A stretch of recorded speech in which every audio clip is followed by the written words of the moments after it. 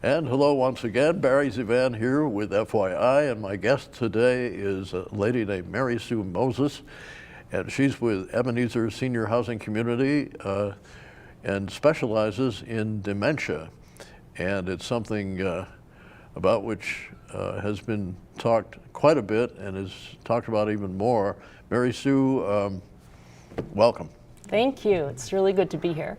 Great to have you. And first of all, you've had quite a background, which, in my opinion, these days, there's nobody, as was the case maybe in the 1930s and 40s when I was growing up, when all of a sudden you were cut and dried and you did this and you did that, right, and that was it. So please tell us about yourself and how you got into the subject of dementia. Yeah, all right. Well, I started out in the theater. I knew I wanted to be an actress, and I had done theater in high school. We did the play Hamlet, and that was very important to me. I developed a lifelong interest in Shakespeare after that experience. But anyhow, majored in theater in college and ended up working for the Illusion Theater in Minneapolis for about 16 years, and then went on to have my own theater-based training company that dealt with workplace issues. So we developed scenes around these issues, and we worked with experts in whatever field it was. Sometimes it was attorneys, sometimes social service folks, or whatever, and they would lead discussion after the presentations. And then, somewhere along the line during the theater at work period of my life, that was the name of our company, my mother got dementia. And I knew nothing about it. Nobody in my family knew anything about it either. I was the youngest of 5, and we were all clueless. So we got very curious, and I guess I particularly got curious. And I remember when I visited my mom in her very first memory care community, I was so taken aback at how little there was for her to do. I was just appalled. It seemed like the activities person came around once a week with paper and pencils, and they were doodling or something. I don't know. I can't really remember exactly what that was. But anyhow, I figured, well, I can bring her something to do. So I started creating a little one-person show that I called Tales from a Trunk. I got a trunk on wheels, and I put stuff you could touch and stuff you could, different sound makers and props, different sensory items in it. And I adapted stories, I adapted Shakespeare. And I took this trunk on the plane with me when I went out to Denver to visit my mom, and then I would do these presentations for her and other residents. And I realized that was really fun, and started thinking about seeing if I could go into healthcare. So I did finally land a job as an activities coordinator. I worked for St. Therese Southwest, which is now called Glen Hopkins, in Hopkins, Minnesota, for almost 12 years. And then I came to Ebenezer. So along the way, I did get my master's in gerontology. I thought I really needed a little more background in aging, because what I really had was my experience with my mom, my experience, doing these presentations as an activity for people.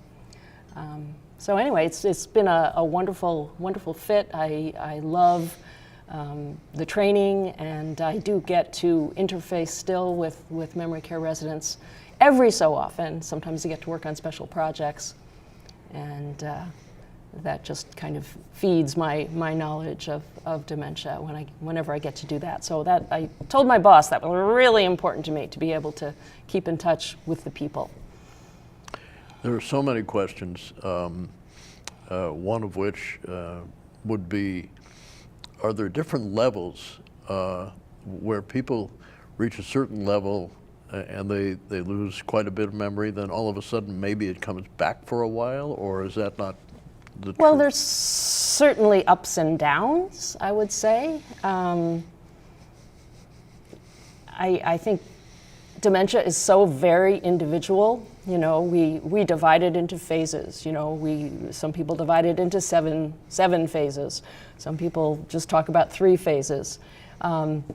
And the truth is that that can be useful to kind of have a starting point for how you're going to approach and work with a person. But, you know, people are individuals. They have damage in their brain in different amounts and different places.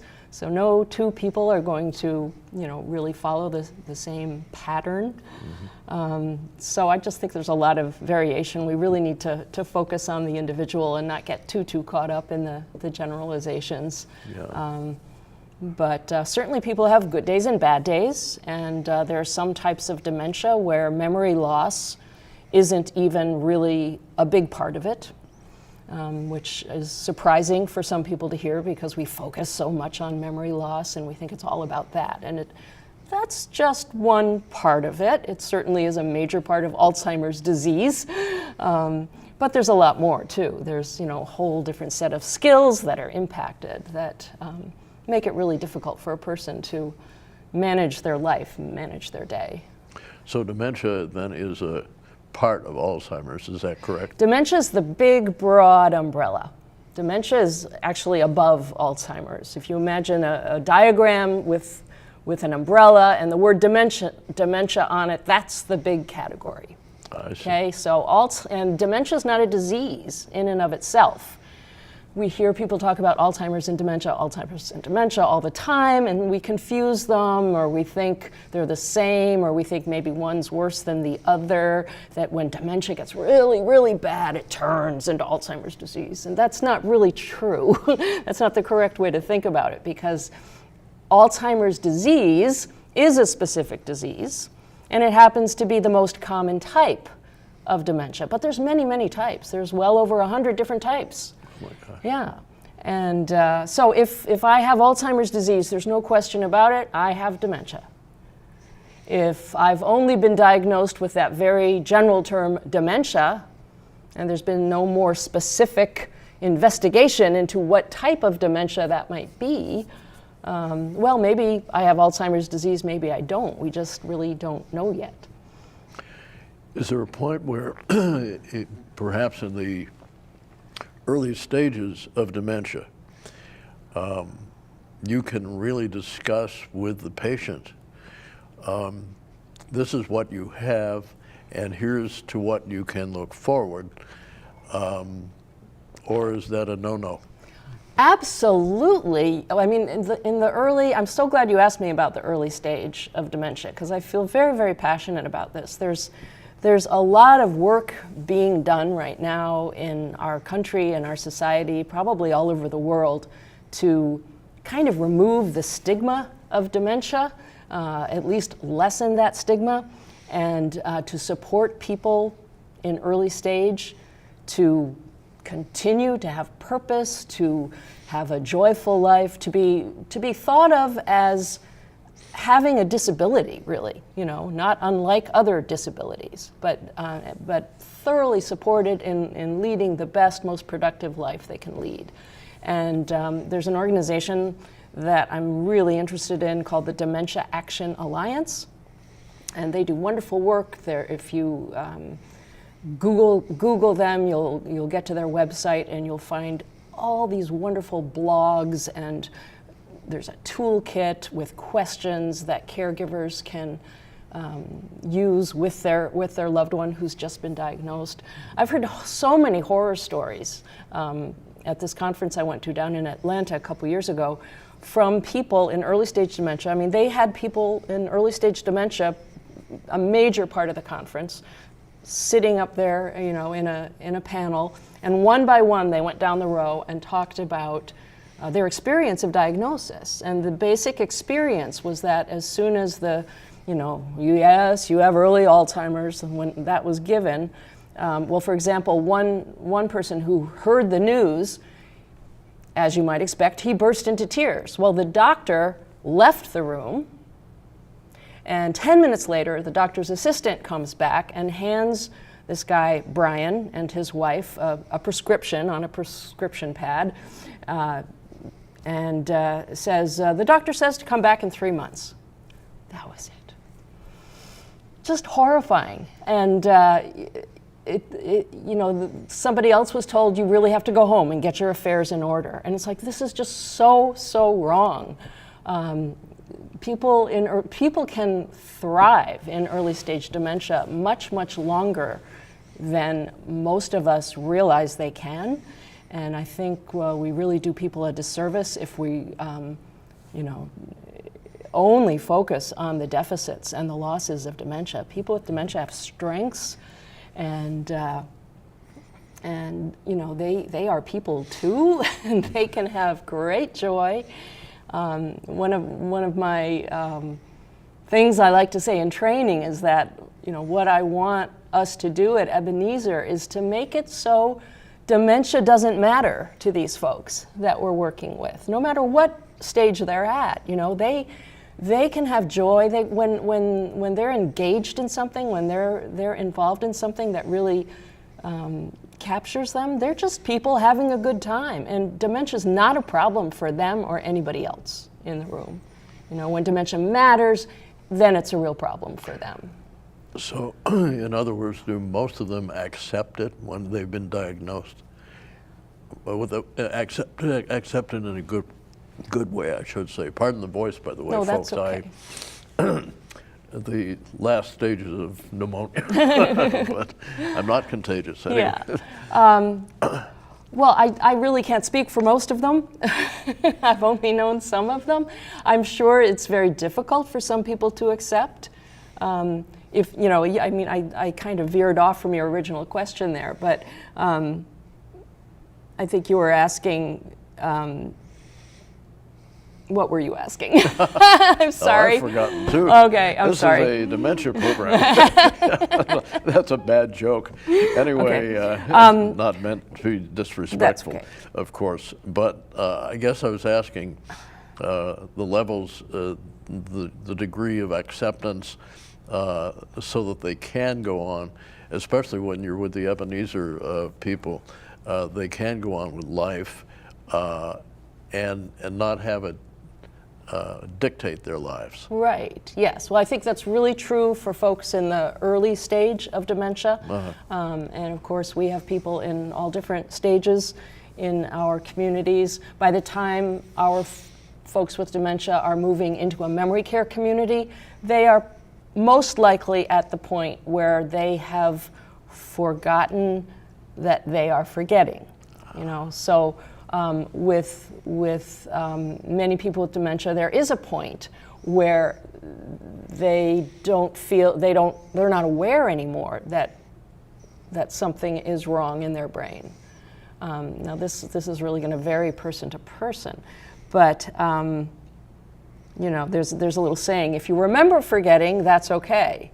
If you forget you forgot, that's not. Because when you start forgetting that you are forgetting things, then that's when you're really going to need some help to manage your day. It's like if you have a doctor's appointment and you forget about it, and they call you and say, "Barry, you forgot your doctor's appointment." Well, you would say, "Oh gosh, I'm sorry, let's reschedule that," right? Because you'd probably remember that had happened. But if you had a more advanced dementia where you had forgotten that, you might say, "I never made an appointment with you. You're not even my doctor." Oh, yeah. So it makes it really tough. So I would say the people in our memory care communities are needing lots of assistance. That's why they're there. But people can manage very well for quite a long time with the right supports in place. One of the things that's available online now, and when I heard about this, it made me feel so much less scared of getting dementia myself, because of course with my mom, you can't help when it's been close to you, you can't help but think, what if that happens to me? You can get a mentor online, and if I'm ever diagnosed, I'm going to do this on day one. You can go online and you can get a mentor. That would be somebody else who has early stage dementia, who has been living with it for a while, and they can coach you and they can mentor you and give you some compensation strategies. There are compensation strategies for people with dementia. Would that be connected with Ebenezer too? That is not specifically connected with Ebenezer, but I'd sure like to bring it to Ebenezer. I mean, I have been attending these Dementia Action Alliance conferences. I'm about to go to another one in June, and we are very interested in innovation at Dementia Care and in dementia care. And I was just thinking this morning about how we could really do a lot more for our folks in assisted living and in our independent living if we can do more to promote these supports when people are first diagnosed. You've already given one example, but are there other examples of people who think all of a sudden they have dementia or Alzheimer's, and what's normal and what's not normal? Okay, I think I know what you're saying. So, yeah, I mean, it's quite normal for us to lose our keys, for example.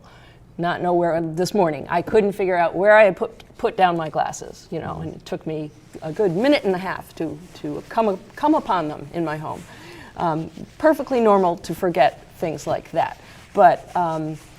With something like keys, forgetting what keys are for, or forgetting that I even have keys would be quite a bit more serious. Same with losing your car in the Target parking lot, which I assume every human being who has ever been to Target more than 10 times probably has done. Yeah. Especially if you go in when it's like late afternoon and you come out, it's Minnesota winter and it's dark and we're distracted, we're thinking of other things, we're thinking about what we're going to buy when we go in. Perfectly normal to lose your car. However, if you walk out and you can't remember what your car looks like, or you can't remember how you got there, that is more serious. Very interesting. Yeah. I know myself, not to inject, I do it every program. That's a little you go right ahead. Personal thing. I have actually had times, and they haven't been too frequent, when I'll be walking through the house and then all of a sudden everything goes blank. And I say, where was I headed? Why was I headed there? And all of a sudden it's a brick wall. And then maybe as many as 2 minutes later it comes to me. Yep. Is that a That's danger normal. sign? No, I think that's normal. I think as we age, the brain slows down for one thing, and the details get harder to remember.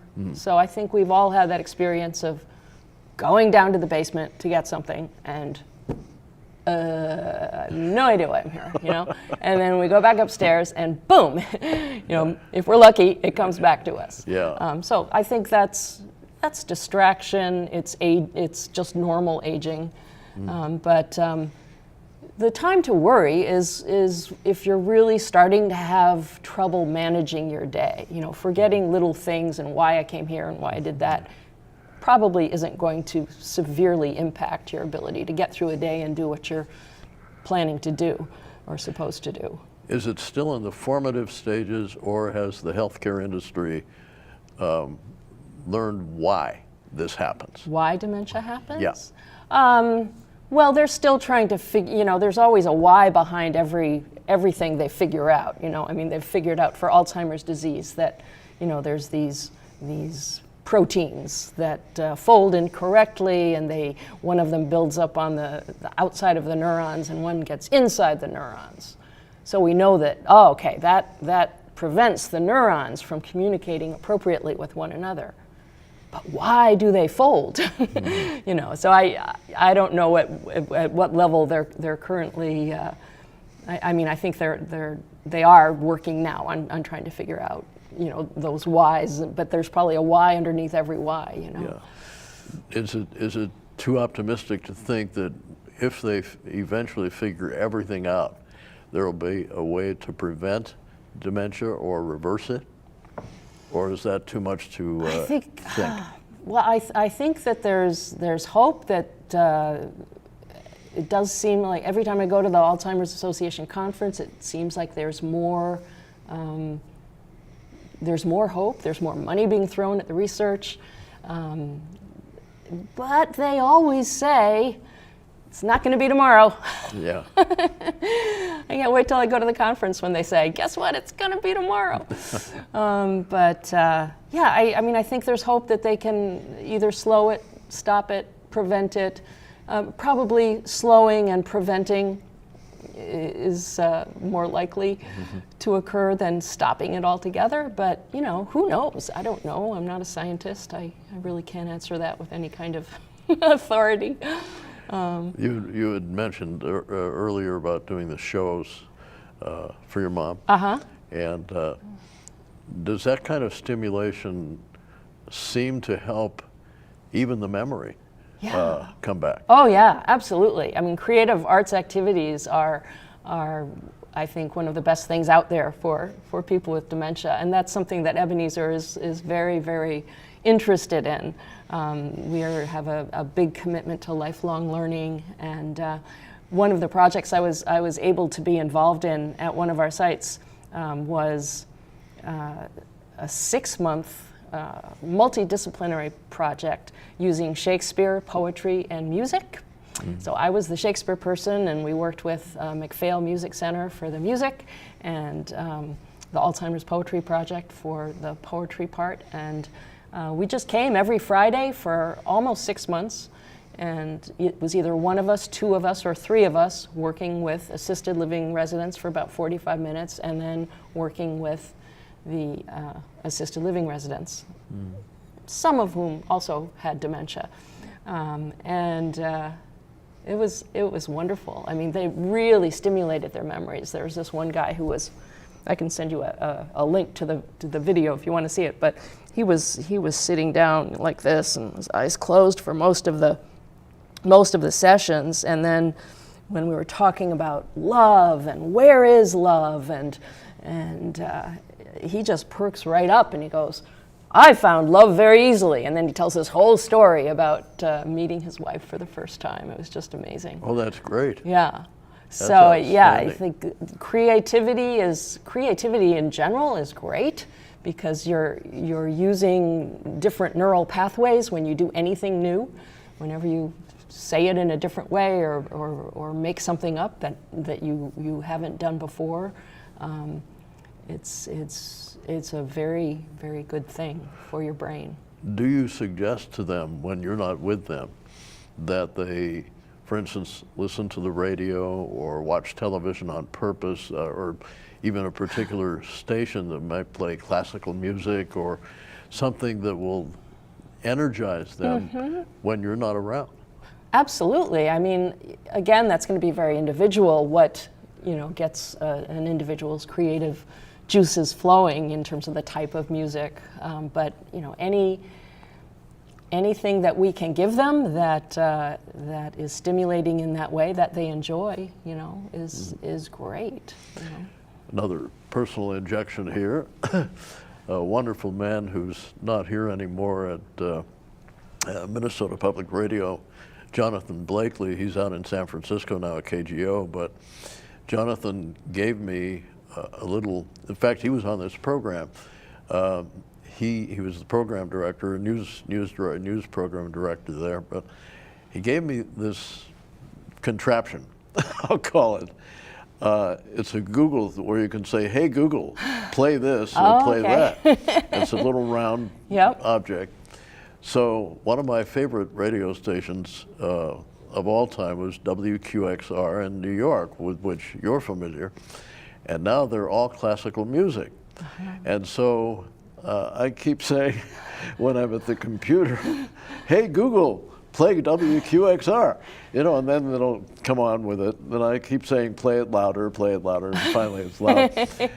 But even for those of us who don't have dementia or whatever, to me it's amazing that something like that, or watching a film that we love, all of a sudden the energy comes back, and it makes the mind work better. So with your training in drama and show business, I can see how you would be extremely valuable in motivating these people to say, hey, wait a minute, it has nothing to do with my dementia, but all of a sudden, Right. I'm thinking better. Yeah, I'm thinking exactly. more. Yeah, yeah. One of my favorite activities to do when I was working in activities was, I called it Learn a Little Shakespeare. And I would write, you know, a line of Shakespeare, sometimes 4 lines of Shakespeare. I'd write it on this great big whiteboard that we had. And I'd ask the people to pick out the most important word in the line. They nailed it every time. These people with, you know, middle to late stage dementia, they could pick out the most important word. Those of them that were verbal. Something like, my bounty is as boundless as the sea. What's the most important word? They all say boundless. You know, if I say, what's the word that, you know, the whole meaning of the line is tied up in? So then I would erase that word boundless. Wow. And then I'd say, okay, I'm going to say the words that are there, and you say the one that's gone. And I'd say, my bounty is as, and some of them anyway would say boundless. And we would keep working at it and working at it. And some sessions we had like 4 lines of Shakespeare that had turned into, you know, blank, blank, blank, blank, blank. Mm-hmm. And then I would just say the whole thing with them at the end. Oh, that's wonderful. And they probably didn't remember it the next day, most of them, but I had a couple of residents who, if we came back to that same piece month after month, after a while they started to know it. Wow. Which I think is a function of the rhythm. It's sort of like music, you know, so people hang on to that more. And there's passion in it, so there's like emotion.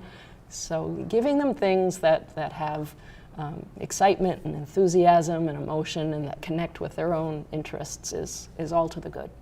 In many ways, not to be solicitous, but you're in my opinion, extending their lives by what you're doing. Well, that would be great. I mean, I just think at least extending a better life. Yeah, I mean, giving them more joy in the moments that they have, for sure, I think, and more moments where things are easy and not difficult, and where they can just be, where you can have fun. We have about a minute now. How do people get in touch? If indeed that's what people should do to get in touch with you or Ebenezer? Yes, we have a website, www.ebenezercares.org, and people can reach Ebenezer through that website. And there's a blog there where they can read your blogs as well as mine. You kind of took over my blog, did you notice? I didn't know that. I did not know. I had to tease you about that. But no, it's a joy to have had you fill us in really on a subject that's so important every day and seems to get much more attention these days. Good. Deservedly so. Yeah. Thanks, Marysue. Thank you very much. And now it's shameless plug time. My book, I think I've memorized the title now. BARRY ZeVAN, My Life Among the Giants. It's available on Amazon, and it is not probably what you expect. It's not name dropping. It's a lot of gratitude for the blessing I've had to be with so many people who have been so powerful in this world and have been wonderful to me. So again, it's on Amazon, endorsed by Vice President Mondale and Sam Donaldson. See you next time.